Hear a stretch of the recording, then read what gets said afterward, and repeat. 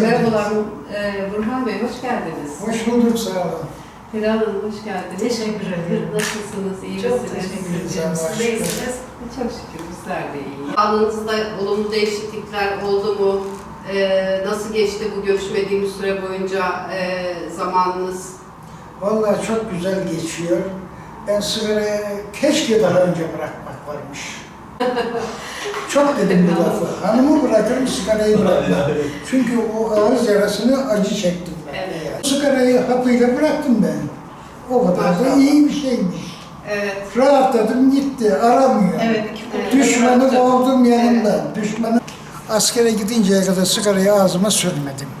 Askerde bir o arkadaş vere vere sigaraya alıştım gitti. 45 sene içtim. 45 sene içinde 2 ay bir bıraktım. Ağzımda bir yaralar oluştu. Tedavi gördüm, biraz fayda etmedi. Sigarayı içtim, tekrar geçti. Sigaraya devam. Bu 45 sene içinde. 45 sene sonunda günde 2,5 paket sigara içiyordum. Kızımın vasıtasıyla sigara bıraktırma hattından numara almış kızım. Geldim, doktor hanımla görüştüm, hap verdiler bana. Verilen hapla 11. günü sigara içmezsin dediler. Dediği gibi oldu, ben 11. gününden sonra sigara içmedim. O gün bugün de içmiyorum, hiç de aramıyorum. Düşmanı yanımdan, cebimden attım gitti. 171'den numara alın, çok faydasını görürsünüz, siz de bırakırsınız sigarayı. Benim bıraktığım gibi. Ben şimdi hiç aramıyorum, siz de aramazsınız.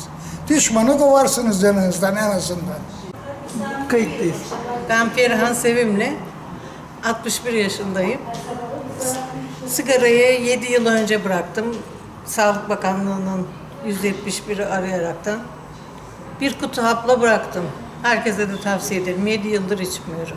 Sigara bırakma polikliniğine başvuran hastalar Alo 171'i arayarak ya da kurumumuzun telefon numarasını arayarak randevu alabiliyorlar.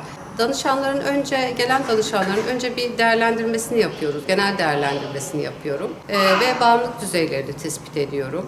İlaç kullanımı uygun olan hastalarımıza Sağlık Bakanlığı tarafından gönderilen sigara bırakma ilaçları var. Ücretsiz olarak bu ilaçlar hastalara veriliyor. Ve hastalar bu ilaçlı tedaviyi uyguluyorlar. Hastalarla beraber güzel samimiyetle bu süreci götürüyoruz ve sonuçta da pek çok hastamız sigarayı bırakıyor.